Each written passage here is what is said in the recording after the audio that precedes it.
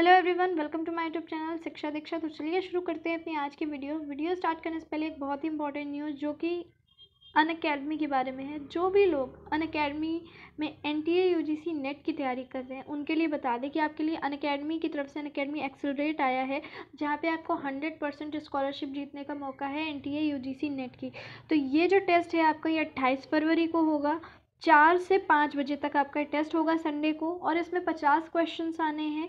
अगर आप इसमें अच्छा कर ले जाते, लाइक आपकी रैंक जो है फर्स्ट से लेकर थर्ड तक आती, तो आपको पूरे 100% तक की स्कॉलरशिप मिलेगी, यानी कि एकदम फ्री ऑफ कॉस्ट सब्सक्रिप्शन मिलेगा।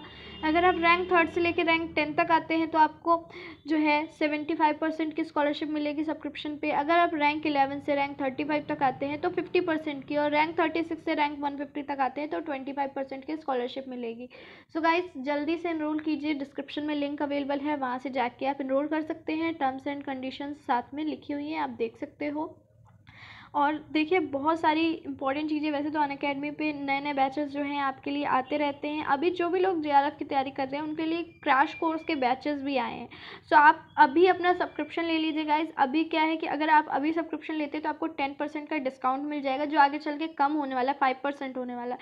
सो लेट मत कीजिए, अभी अपना जो सब्सक्रिप्शन है वो लीजिए। मेरा रेफरल कोड यूज़ कीजिए शिक्षा10, और जल्दी से सब्सक्रिप्शन लीजिए ताकि आपका जो भी अमाउंट है आप सही अमाउंट में सब्सक्रिप्शन ले पाएँ और आपको 10% डिस्काउंट का फ़ायदा मिल सके।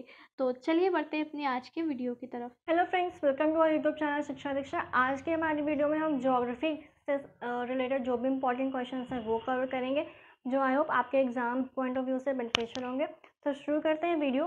पहला क्वेश्चन लेते हैं।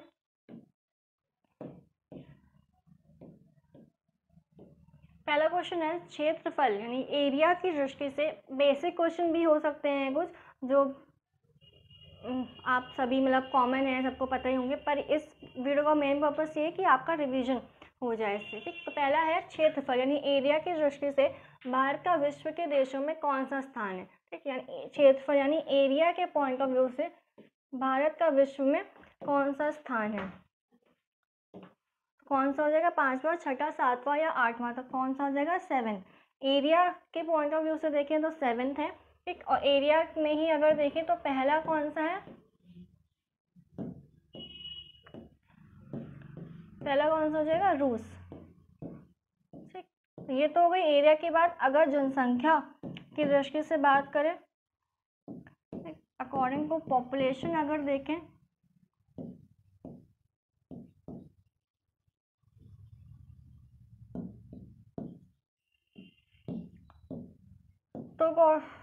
तो भारत का स्थान क्या है? सेकंड। ठीक, एरिया के पॉइंट ऑफ व्यू से इंडिया का 7th, पहला रूस, और पॉपुलेशन यानी जनसंख्या के आधार पर अगर देखें तो भारत का 2nd, और पहला कौन सा हो जाएगा? चीन, चाइना। ठीक, आगे नेक्स्ट है भारत का क्षेत्रफल संसार के क्षेत्रफल का 2.43% है। अगर वर्ल्ड से कंपेयर करें तो 2.43% है, परंतु संपूर्ण विश्व की जनसंख्या का भारत में कुल कितना प्रतिशत है? 16%, 22%, 24.5% या 17.5%? तो कितना हो जाएगा? डी आंसर हो जाएगा हमारा 17.5%। जो भारत का क्षेत्रफल अगर संसार के क्षेत्रफल से देखें तो 2.43% है, पर संपूर्ण विश्व की जनसंख्या का भारत में कुल कितना प्रतिशत है? तो 17.5% है। एरिया कितना है प्रतिशत में अगर पूछे तो 17.5% हो जाएगा, और एरिया वैसे कितना है?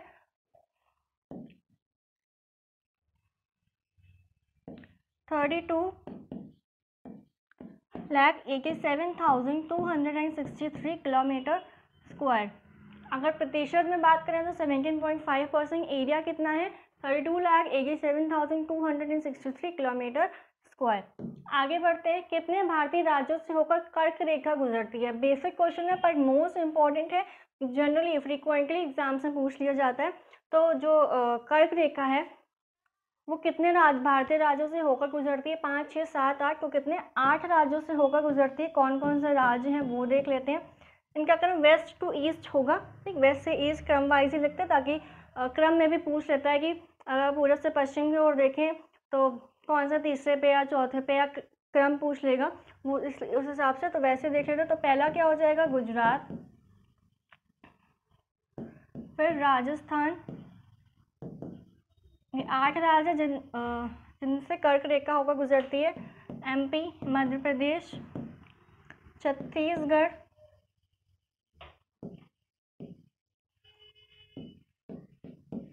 झारखंड,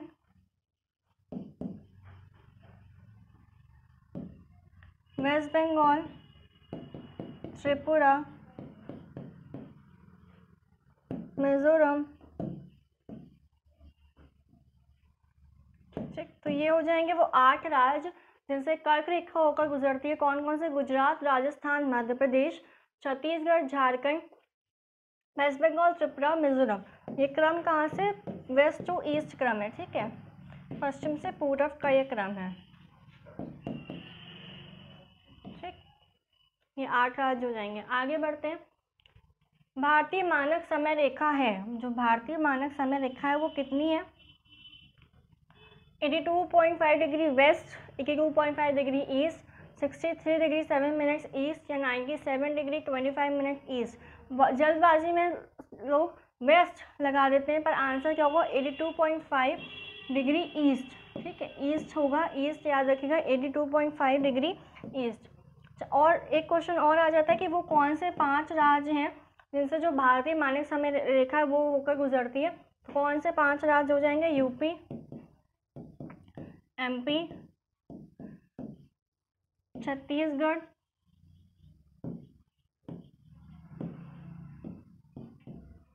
उड़ीसा और आंध्र प्रदेश।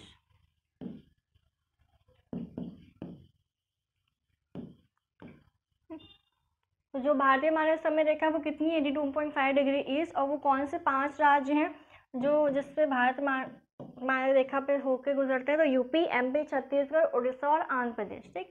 आगे नेक्स्ट क्वेश्चन देखते हैं। निम्नलिखित में से कौन सा भारतीय राज्य कर्क रेखा के उत्तर में स्थित है, ठीक, उत्तर की बात करिए तो झारखंड, मणिपुर, मिजोरम या त्रिपुरा। क्वेश्चन अगर आपको इसका नहीं भी याद हो, आपको अगर ये याद है कि कौन से वो राज्य है जो कर्क रेखा, जिस पे कर्क रेखा होकर गुजरती है, तो हमें पता है झारखंड है, मिजोरम है और त्रिपुरा है। तो ये तीनों तो कर्क रेखा पर ही आते हैं ना, तो बचा कौन सा, मणिपुर। तो जो मणिपुर है वो कर्क रेखा के उत्तर में स्थित है।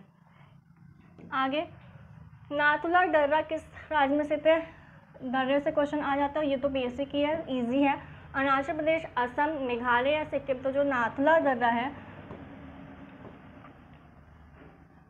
नाथुला पास है, किस राज्य में स्थित है, सिक्किम में स्थित है, ठीक, नाथुला दर्रा, नाथुला पास, सिक्किम राज्य में स्थित है। आगे, निम्नलिखित में से किस पहाड़ी पर पूर्वी घाट पश्चिम घाट से मिलता है, कौन सी ऐसी पहाड़ी है, पालनी हिल्स, अनाईमुड़ी पहाड़ी, नीलगिरी पहाड़ी या शेवराय पहाड़ी। तो कौन सी हो जाएगी, नीलगिरी हिल्स या नीलगिरी पहाड़ी है जिस पर पूर्वी घाट पश्चिम घाट से मिलता है। आगे, भारत की प्राचीनतम पर्वत श्रेणी, इंपॉर्टेंट क्वेश्चन है, बेसिक है पर मोस्टली फ्रिक्वेंटली पूछा जा चुका है, UPPSC एग्जाम्स में भी आ चुका है क्वेश्चन। हिमालय, शिवालिक, विंध्य या अरावली। तो प्राचीनतम कौन सी हो जाएगी, अरावली जो है वो प्राचीनतम पर्वत श्रेणी है। आगे, बैरन द्वीप अवस्थित है, बैरन द्वीप कहाँ पे अवस्थित है, bay of Bengal, Arabian sea, Mediterranean sea या चीन सागर या चाइना सी। तो बे ऑफ बैरन द्वीप जो है कहाँ पे, बे ऑफ बंगाल में अवस्थित है, बंगाल की खाड़ी में। एक और बैरन द्वीप और इसके साथ ही साथ नारकोंडम,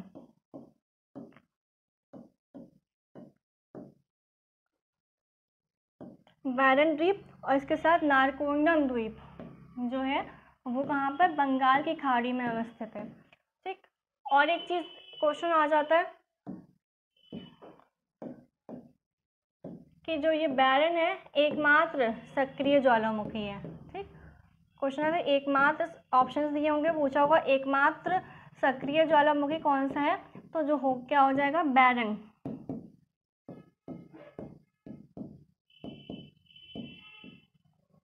ठीक। तो बैरन द्वीप और कौन सा नारकोंडम द्वीप कहाँ पे अवस्थित है? बे ऑफ बंगाल, बंगाल की खाड़ी में। आगे बढ़ते हैं। बांग्लादेश में प्रवेश करने के बाद गंगा नदी को किस नाम से जाना जाता है? इंपॉर्टेंट क्वेश्चन है। तो क्या पद्मा, मेघना, जमुना या लोहित? तो बांग्लादेश में जब गंगा नदी प्रवेश करती है तो तब उसे किस नाम से जाना जाता है? तो पद्मा के नाम से जाना जाता है। ठीक, जब गंगा नदी बांग्लादेश में प्रवेश करती है तो किस नाम से? पद्मा के नाम से जानते हैं। आगे लास्ट क्वेश्चन है, निम्नलिखित नदियों में से कौन एक यमुना की सहायक नदी नहीं है? ठीक, सहायक नदी नहीं है। बेतवा, चंबल, रामगंगा या केन? तो कौन सी सहायक नदी नहीं है? कौन सी हो जाएगी? रामगंगा। ठीक, जो रामगंगा है वो यमुना की सहायक नदी नहीं है। ठीक, तो ये थी हमारी आज की वीडियो जिसमें हमने ज्योग्राफी से संबंधित मिसलेनियस क्वेश्चंस कवर किए हैं। कुछ बेसिक थे, कुछ आप एग्जाम पॉइंट ऑफ व्यू से हो सकता है आगे आपको यूज़फुल हो जाए। तो आई होप आपको वीडियो पसंद आई होगी। वीडियो को लाइक करिएगा, शेयर करना मत भूलिएगा। मिलते हैं अपने अगले सेशन में, तब तक के लिए पढ़ते रहिए, सीखते रहिए शिक्षा दीक्षा के साथ।